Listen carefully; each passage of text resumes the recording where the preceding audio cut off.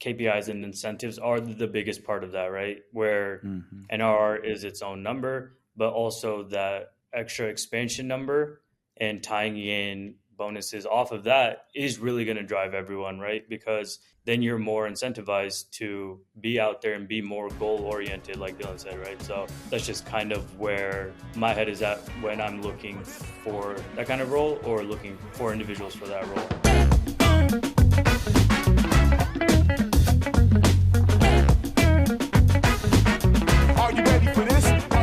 What's up, lifers, and welcome to the Daily Stand-Up with Lifetime Value, where we're giving you fresh new customer success ideas every single day. I got my man Rob with us. Rob, do you want to say hi? Anything is possible. So that was, yeah, I guess. And we have JP with us. JP, do you want to say hi? What's up? Wearing a Celtics hat. Wearing a Celtics hat, which is one half of why Rob made that reference. I'm actually impressed you even knew that, Rob. And we have Akash with us. Akash, can you say hi, please? Hey, everyone. Hey. And I'm your host. My name is Dylan Young. Akash, thank you so much for being here. Please introduce yourself and maybe also explain that you're a diehard Celtics fan, and that's the other half of why Rob did that obnoxious hello. Go ahead. Yeah, thanks for having me. My name is Akash Sorathia. I am a senior account manager here at Spin AI. My main focus is really revenue, retention, and building out the team. So that's why Rob brought me on. And we're really just going to be focusing on kind of changing the mindset of CS teams into more revenue-focused individuals. All right, take it easy. Yeah, as soon as you said that, I got excited, right? You led with revenue. This is, I don't know if it's 2.0 or 3.0, but this is the new breed, right? Where that's the very first thing we say is revenue. So, Akash, you know what we do here? We ask every single guest one simple question, and that is, what is on your mind when it comes to customer success? Let me guess. Dollars. Go ahead. Tell us. Yeah, I mean, really just how we can make teams change their mindset, right? Obviously, the focus is typically retention, adoption, satisfaction, but really leveraging those aspects and turning it into revenue down the line. I've seen teams that are unable to do that, and then I've seen teams like the team here at Spin AI really thrive on being able to do that. What's the difference? Why do you think some fail and others succeed? I mean, it really comes down to obviously misalignment and unclear of roles and responsibility. When you're bringing on a CS team, their mindset previously was, hey, let's keep everyone happy, and that's it, right? Having those conversations of what can we do to help grow how much your spend is annually, I think becomes a tricky conversation, becomes kind of that blurry gray area for a lot of CS teams. So really being able to align themselves with what the organization wants to do as a whole. JP, tell us what you think. Yeah, Akash, when you were speaking, one of the things you mentioned this, when I bring a CS team on, and then I for some reason started focusing on that team part. What do you think is important to be because we know like CS, the individuals can be, varied in terms of maybe what they offer, how they contribute, right? But what is, you think, from your perspective, like in leadership, is important as a common trait among your team that perhaps either makes them more of a team or, that you see as something maybe that is your personal sort of like charge of what you want to see from them? Yeah, I mean, first and foremost, right, they got to be personable, but they also want to be hungry. I think that tying those two in really takes it to that next level where you go into CS because you want to be that frontline individual. You want to build those relationships, but at the end of the day, selling is the strongest way to get additional revenue, right? So seeing if they have that mindset of, hey, I love being in front of people, I love working with people, but turning that into, hey, how can we get the most money out here? So you're looking for those sort of, those sound almost like sales-ish characteristics, right? Like, just to make it simple there. Okay. Right. Yeah. And I guess the best example would be myself, right? I used to be an account executive and I realized that, hey, I'm more of a relationship building individual, right? I like to be in front of people. I like to have conversations, those tough conversations, make sure they're happy at the end of the day. But I also realized that that's the best way for me to bring in additional revenue, right? Instead of just hunting every single day, kind of, I guess we like to call it farming. But yeah. I want to touch on one piece, which was you said hungry, and then JP said sales oriented, and I might modulate that just slightly to be goal oriented. So I think CS for a long time was meant to be like, hey, just come to me when you have a problem. And if you're not happy, just let me know and we'll fix it. And it's less that and more like, yeah, we're always driving towards something. We're trying to get you to grow.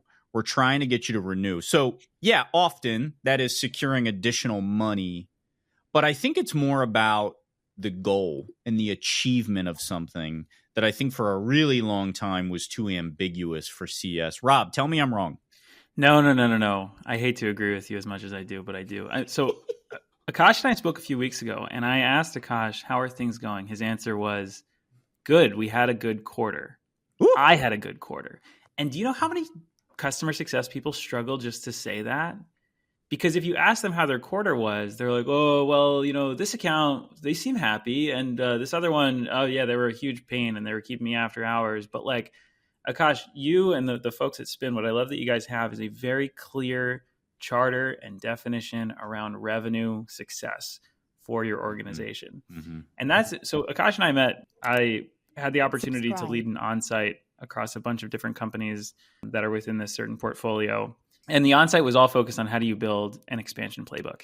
So we went through everything soup to nuts, from how do you define your expansion triggers? How do you define your expansion motions, your stages, your objection rebuttal documents, your metrics of success? What should your dashboards look like? We went through everything that I've learned the hard way is that what it takes to drive a really efficient, proactive revenue function in customer success. And when you think about hunger, Akash, I think that, there's many things that have to come into place for that hunger to even work. Like, somebody being hungry can be great, but it also takes a whole organization to build around that hunger to make sure that that hunger finds its place in the revenue numbers. So, I mean, that includes, if I look at a lot of customer success orgs, I see a lot of incorrectly defined charters or inconsistent charters for the org.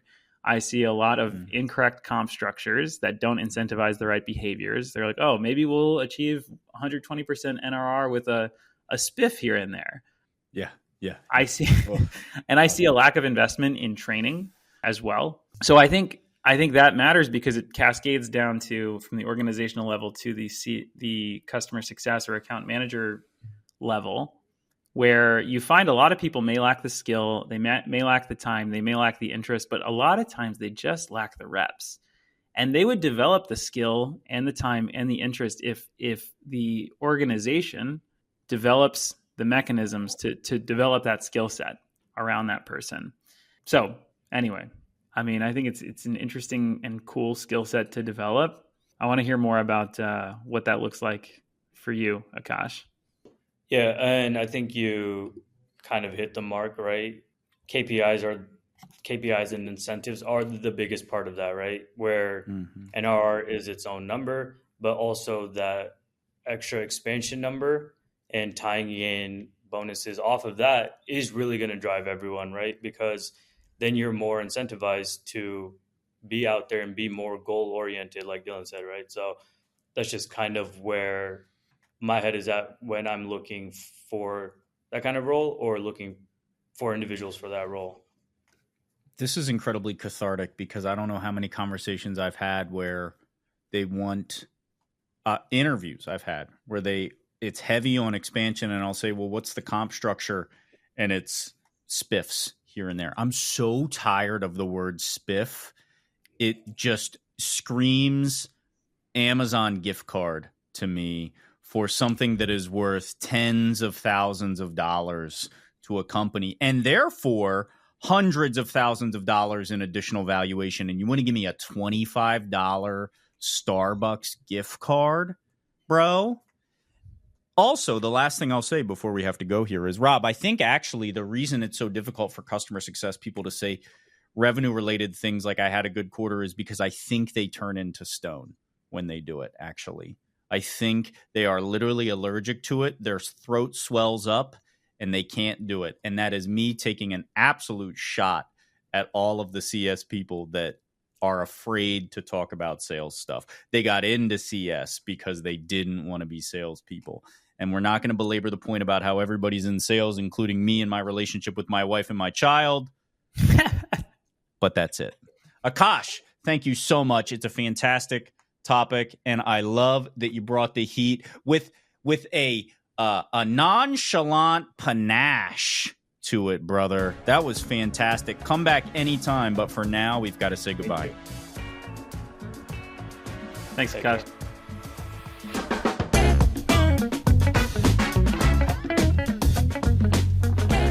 You've been listening to The Daily Stand-Up by Lifetime Value. Please note that the views expressed in these conversations are attributed only to those individuals on this recording and do not necessarily reflect the views and opinions of their respective employers.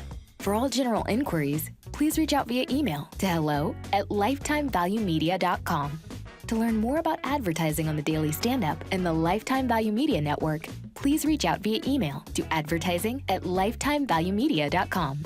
Find us on YouTube at Lifetime Value and find us on the socials at Lifetime Value Media. Until next time.